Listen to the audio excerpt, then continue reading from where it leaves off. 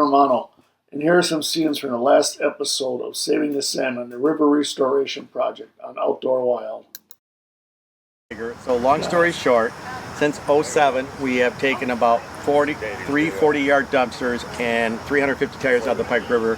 Annually, 20 tires a year come out of the Pike River. Everybody throws the Pike River as a trash bin, and we're trying to maintain and keep the minimum debris, but debris is not going to be all gone, but the idea is that the trash of the tires is getting to be a little over the top, and we're trying to figure out why people can't take their trash down to the city. It's $2 a tire, they'll dispose of them, and we're fighting it. But today was a good day here. So long story short, we had a huge amount of people here. Well over 100 people showed up today. Carthage College students, a lot of good things. But long story short, we are here at Park. So we go from Lake Michigan all the way up to County KR Road. So how many miles is that? I would think Josh could answer that. Maybe I could. I don't know. I'm thinking 10 miles, maybe? At least. At least 10 miles. Yeah. So we're going to go on 10 miles worth of rivers being cleaned up today, except through the county park. So this year we've got Carthage College. We got a lot of people. Pepsi, Dr. Pepper showed up today with the beverages. Also CJW was one of our sponsors today. So the reason I did this is because Kenosha Sport Fishing and Conservation is our middle name. So we decided to take that in their account, and it's been a huge success. Year after year, people come to our area to pick up trash, and they enjoy being a part of it. The passion, the philosophy of it is the same for us. We want to create areas that people want to live and explore. Right. And this waterway runs through some of the only virgin hardwood forests left in the state. This waterway connects into Lake Michigan. It has a diverse ecology to it. Yep. And as he said, unfortunately, just the conditions of humans nowadays, there's a lot of garbage that gets dumped in, whether intentional or unintentionally. And it's our opportunity to take care of the areas that aren't covered by either public operation or private entities like the Kenosha Country Club, who also does a great job on their property. Right. So some of the important notes that we see in restoring the river and cleaning it are it creates waterways where we get more diversity in the aquatic species. Okay. We actually have started to see pike back in the river. Mm-hmm. We are hoping with a restoration that we're working on in the Lamprecht Ditch, which is something we talked about earlier, to all of our volunteers. You missed the footage earlier, but there were probably 500 volunteers, 400 volunteers here getting ready to head out on the creek. But the Lamprecht Ditch, we think, might be a prime opportunity to restore brook trout back into the Pike River ecosystem. I'm going to zoom in on that while we're talking. Yep. And then within the watershed of the Pike River, we're one of the few places in the state where the rusty patch bumblebee, which is a federally endangered species, has been discovered to still be in existence. And so our group has worked to do restoration on some of the prairies, some of the watersheds off of those that go into the pike, to create environments that are more suitable for their habitat, as well as, again, places we want to live and be. Highway 11, and they restored that whole area along the farmlands by widening out the river's channel. Instead of that deep V along the farmland, it's now a good 150 feet wide, where the river meanders through it. But if you go there today, what you'll see if you stand at the KR Bridge and look north, it's an amazing view. You'll see this little creek, the Pike River, meandering through kind of a valley, a set down valley that's about 15 feet deep. When that storm hit, that turned into a lake about 15 feet deep. It held that water back instead of it rushing down into this park. And there will be overflow, but the more of that we do up at the headwaters, the more of that that's held back and slowly released, the less stress that's put on areas like this and like Carthage College and the lakefront, where that flow, as that increases that silt runoff, all of that erosion flows right out into the lake. And now the conclusion of Saving the Salmon, the River Restoration Project.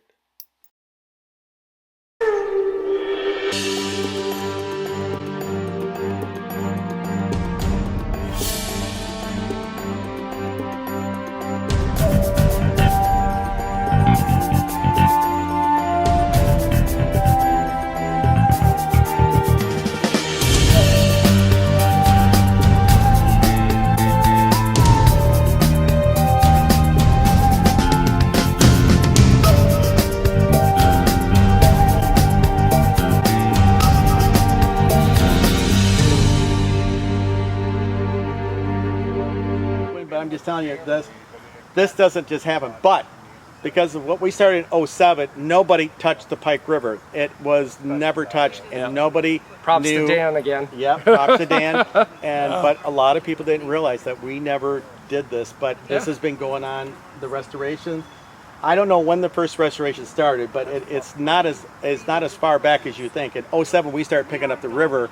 I got to think this is a 12-year project that's been going on, or longer, maybe? No, the Pike River plan was written a long time ago. Okay. That was actually, I think, the first or second plan we completed at Root Pike Wind. So we helped with grant writing and funding the restoration plans, which if you ever want to see them, go to the Root Pike Wind website. They are available to the public. The Root River one, the Pike River one, if you printed it, are about that thick. And they are, as Dave calls them, they're the Bible of what our plans are in working with, because we don't own the land. We don't force any of this. The landowners have to agree to the change. So whether that be private property, here on public property, nonprofits like, or clubs like the golf course, the landowner is the key decision maker. We just provide them with resources and suggestions on what to do. And as you said, I think the first projects really in the pets area started only about 12 years ago. Yeah. And you look at where it is now, the restoration of the old trout pond, the removal of the dam, bringing fish all the way up into Racine County. It's incredible what the changes have been in those few years. And with that, we're getting, because of the Kenosha Sport Fishermen's Club, I'm going to segue into it. We have a pond in Kenosha that raises 40,000 fingerlings every year, every spring, and we release them near the mouth. But I want Josh's Salmon and Liniment group, they also do a net pen project in Racine, and I want to explain that a little bit, because what we're doing for fingerlings and how it affects the return rate. Why are we doing this? Yeah, so, and there's been a lot of contention about that. There is, and I'll explain that a little bit, because the pond itself is well water, and we're pretty sustainable. Yes. But I want people to understand, why do we need net pen projects in the whole shoreline of Lake Michigan here in Wisconsin? Yeah. So if you're familiar with native salmon spawning, you hear about it on the West Coast all the time. These fish are amazing. They biologically imprint where they were conceived, where they are raised, and before they head back down the river, the fingerlings head down to the river, down to the ocean, and they're out there for 3, 4, 5 years before they start their run. Incredibly, the vast majority of them return to the same headwaters or creeks where they came from. And so that first imprint, that biological imprint, we believe is so important. And there's been studies on whether it truly works or not, but the reality from the data that we're seeing and the return rates we see, I would say that we're both very much on the supporting side, that it makes a difference. So the DNR works with us. The DNR really is the ultimate judge on how many fingerlings to place into each waterway each year. They do a great job going out and doing bait sampling, and they review catch details both with public fishermen and also by law with the charter fishermen. They report their data to help decide how many fingerlings to install. They could freely just dump them into the waterway and say, here you go. But the two problems with that are, one, they may not come back to the same spot if they don't have time to imprint, and two, they oftentimes are subject to predators such as cormorants and other birds and fish. So by us holding them in these waterways, you guys use the well water, but you also implement the Pike River water, which creates that biological imprint. We don't have a well system, but we have net pens that we drop into the river, into a deep spot, and so they live there for about 3 weeks. And we feed them, just like, we have volunteers from both our organizations come out and feed these fish. They test the water for oxygen levels, for temperature. Again, they've got the trump card with that well. They can keep that pond very cool. No. But I'm just telling people that this is all volunteers. People are not just showing up. No. They spent $15,000 on this net pen. Okay, so there's $15,000 in it, just without even being guaranteed I'm getting fish. So I'm just letting you know, that's why the partnership with the DNR and what we do here today. Now, one thing is that people don't understand is that, well, how long, you said it takes about 3 weeks for the fish to sink up to the water? That is the time that the DNR wants us to hold them. They don't want us holding them longer than that. And so we attempt the full 3 weeks. In our case, oftentimes we also have risk of oxygen levels and water temp. So if we get a warm rain, it could impact them. We may be forced to release early. That's where I said they're blessed with that Right. well. They Yeah, can chill theirs a little longer. Yeah, we have a well water system. But yeah, the goal is to hold them for the full 3 weeks and feed them. They gain size, they gain that biological imprint, and then I think both of our groups target a nighttime release where the birds are down, Right. and get them into the waterway, and with the intent of seeing them get out there. So with this being said, there was 80,000 fingerlings imprinted both the Root and the Pike River, and the distance. And then between, additional more that they just The they 12 of them. Okay, Yeah, gotcha. but that's just. Racine and Kenosha. That's just the imprinting. Now the DNR has scheduled releases for other species Good. that put directly into Yeah. the waterways that end up to Lake Michigan. So the distance between Root River and the Pike River, would you say by boat is how? 10 miles. 10 miles. Yep. So in 10 miles, there's 40,000 fish, and that's why we have such a great fishery here in Wisconsin. Yes. Fantastic. Yeah, and then Yep. again, you come back. The Root River's an open river to the lake, so if you were to go up there right now, it's amazing. You'll see fish splashing and turning. Oh, yeah. Here, the pike sometimes sands in at the mouth, and so the timing of when you see fish in the river can be dependent on that opening up. But when they're in here, it's fun because this river is only a couple feet deep in some spots, yeah. and so you get some beautiful views of these Oh, mature yeah. fish coming in. So we're going to segue into another conversation here. Let's talk about, since we're talking about rearing, what's going to happen in the River Steelhead facility in Racine, Wisconsin. Yeah, it's Saturday, October, I think it's the 11th. I always forget whatever the Saturday is. But the DNR hosts the Salmon Unlimited Wisconsin Steelhead Facility open house. And they do open houses at their other facilities too, but this is the local one. The DNR comes out and they actively are using that facility to capture eggs for the next generation, and fertilize them. And That would be good. during that That is particular weekend, they run a full tour of the facility, and we have a giant viewing window. I think it's about 8 feet by 5 feet. I've been there. In Yes. Racine. Yeah, you Haven't can watch. been there in a while. But You can yes. watch the fish enter into the restricted zone where people can't fish. You can watch them climb the fish ladder and go into the holding pen through that glass window. And the DNR team will actually do a tour explaining all the steps of how they Yeah, come on over capture here. the fish and utilize them. And at the same time, Salmon Unlimited Wisconsin will have activities down there. We'll have a kids casting game. We'll have a boat on-site, salmon fishing boat, so you can see how the rigs are worked and how everything's set up. We'll have fish boil, salmon spread, and other foods made with salmon and trout for free. We'll have groups like KFCA, Root Pike Win, Trout Unlimited, and a few others that come down and give demonstrations on everything kind of related to the waterway and fishing. It's just a great open house, fun family free event. So with that being said, where do you think the eggs come from and where do they go from? Yeah. So Josh, the next question is, so we got all these fish. They strip all these eggs. They get them all. They're all being synced up to the eggs and all that are being all put together. So what happens, and what's the quota they're looking for this year, and where do they go from your spot? I mean, they just don't collect. Yeah. Yeah. Well, the quota I don't know. Okay, that's fine. Yeah, and it changes every year, but based on those bait surveys that they do out on the lake, they actually always try to get more because we're blessed with having a couple great capture facilities in Wisconsin. There's one up in Door County that is the primary for the salmon. We have the primary for steelhead facility here. I think there's one in, is it Port Washington? Yes. Yeah, one in Port Washington. And we may have success in ours. Sometimes they don't. Sometimes they have a weak run in Door County, and so they'll come go after salmon here or vice versa. But there's also other states. Michigan and Indiana and Illinois also do placements of fish. And they also try to capture their own to a certain degree. Some states don't capture at all. They simply acquire them from Wisconsin or Michigan. So we help each other as states. But that quota of what they're trying to return changes every year. They always just get extra in hopes that they have enough for them and any supplemental that might be needed for other communities. So what hatchery does it go to from the steelhead? Oh, the steelhead, I forget if that's Wild Rose or... It is Wild Thank Rose. you. I was like, I mean, what's the one for yes. Wisconsin, though? Or for salmon? I always know, all I know is the Wild Rose hatchery. No, there's another one. Well, say there's two hatcheries Yeah, in there's Wisconsin. two I didn't know hatcheries that they use. One does the salmon, and it's the other named one. I always forget it. So they get them in the fall. Yeah. They incubate them for I don't know how long until a baby fish is born. Right. And then they're constantly doing their thing at the hatchery. Yeah. And if you want to see a hatchery, They have- go to Wild Rose and see how much money the state puts into just salmon. Now, let's talk about license fees. I love this.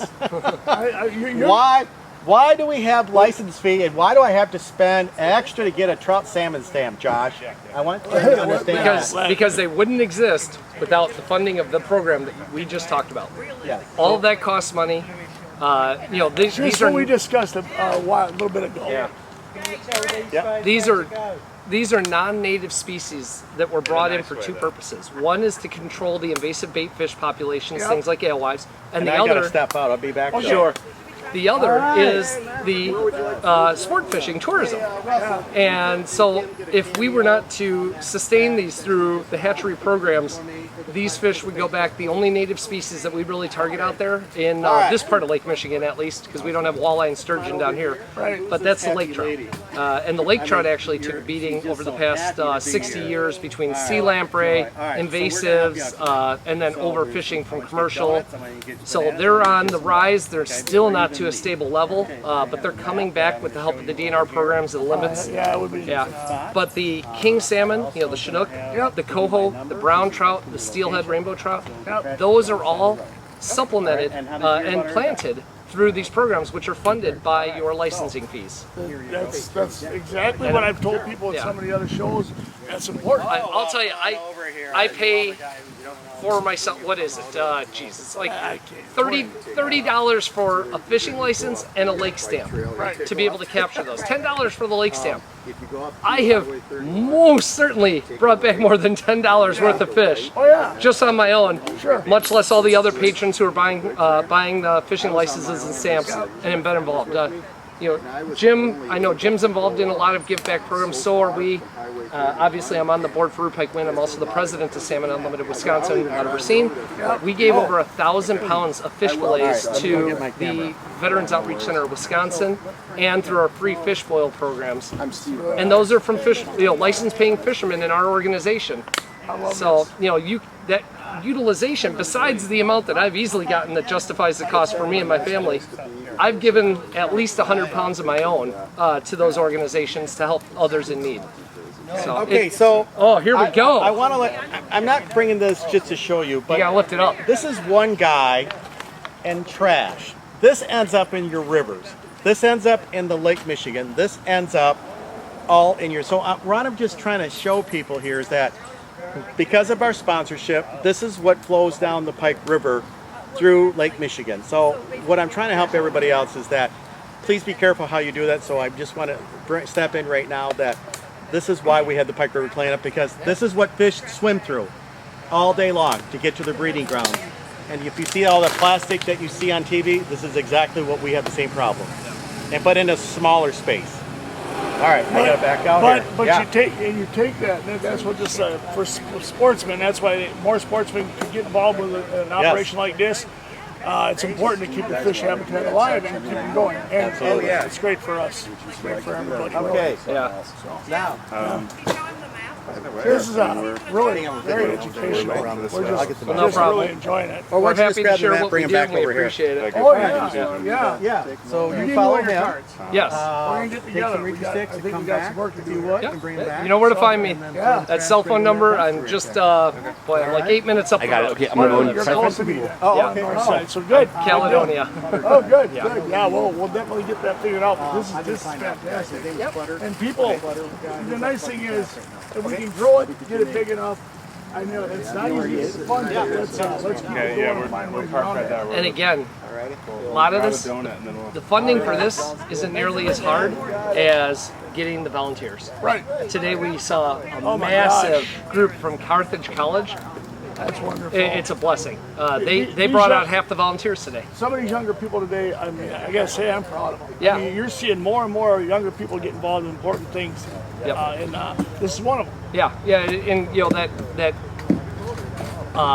passion for volunteering, or that willingness for volunteering, comes from parents bringing their kids out.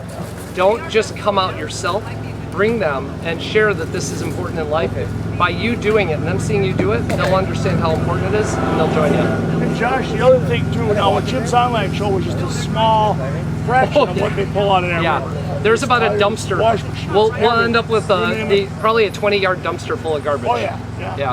And and again, we're not saying all this was thrown out of a car window, or Right. So some of it inadvertently, wind blows, things happen. I bet that rim honestly popped off a car Could have. as it's driving, but the reality is it still gets in there. You don't have to be a part of this event or any event to make an impact. Right. Take 5-10 minutes, take a walk, get some exercise, bring a bag with you. Yeah. And you'll be amazed at what you pick up. Yep, absolutely. Or I could follow them. All right, well, we're going to look into that. And let's hopefully we can get some, hopefully get some funding brought in for you guys. So this is a great organization. Yeah. Beautiful. Like I said, even awareness helps. Absolutely. All right, thank you. Thank you very much. Yeah. Thanks. You know what people have done, and I'm just going to give you an idea the length of this truck. So I'm just giving you an idea. This is Jim here at Pike River Cleanup. This is the trash that was picked up along the Pike River less than 2 hours. And thank you again for all the sponsors and the schools that showed up, and private donors and volunteers. Thank you again for making Pike River successful. And listen, here's the problem. Right here, that tire is one of many. Thank you again for all the volunteers supporting the Pike River Cleanup 2025. Thank you. That's sad.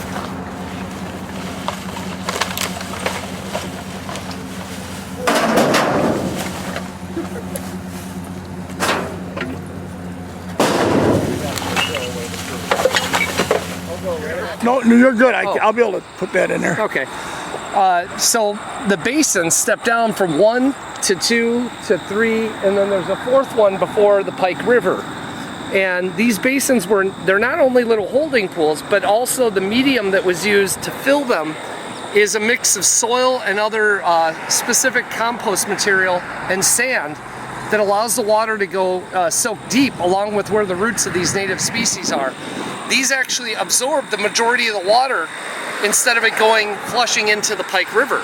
It's really So good. again, we integrate this water back into the groundwater in the area, and the filtration rate is so much better with this design versus a retention pond. Retention ponds generally hold the water.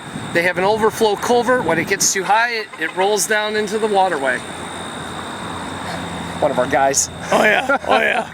So That's awesome. yeah, this is the one that we proposed to the WDOT. Dave was involved with. Okay. And they loved it because and so did the developer, the landowner for this property, because they would have had to double the size of this system on land in a retention pond in order to accommodate the highway expansion and what would be developed on this corner. That's really great. Yeah. Well, Josh, you have a lot of knowledge on this, and it's fantastic, because what you're really doing is you're helping to increase the knowledge for people, and hopefully somebody along the lines will see this in some other state, that because it's on national TV as well. I mean, Gen 7's a big one, and hopefully other groups will think, hey, that's a good idea to have a club like this. Our goal at Root Pike Win is creating environments where people want to live and exist. Yep. As an avid fisherman, president of Salmon Unlimited. Oh yeah. I want to do things that restore the waterways because I want good quality fishing. Absolutely. And safe and healthy meat, we'll say, from those fish. Yep. So they go hand in hand. Conservation and sport fishing go hand in hand. Absolutely. About 8 feet, 10 feet down. Okay. And so as water would flow in, there was nowhere for it to go other than rush down. With the restoration here, they dropped this whole area down about 10 feet and then tapered it down to the water level. So when we have heavy floods or heavy rains north of any area here, this turns into a giant basin of water. You can come out here after a spring flood, and this is a lake. Wow. And it's holding all that water from blowing through into Kenosha and eroding the shorelines away, or flooding homes, flooding Carthage College. This is the holdback. So the design of this slows down the water, allows the sediment to settle, and stays in a deeper pool within this main basin. But when we have a substantial storm, this will all overflow the banks and hold back here versus going into those areas we talked about. So this waterway also helps, like, okay, the stuff that's growing along here now, even though sometimes it might flood out, but the nice thing about this is that helps with the pollinators you're talking about. It helps with if they're pollinators, it helps with the diversity on that. They're deep rooting native plants, so they hold that water and bring it down into the soil. every year, but then the whole thing will flood upon rising. I saw this, gosh, it was just this spring. Dave had a picture, and he stood here, and this was a lake. I'll have to see if I can find that for you.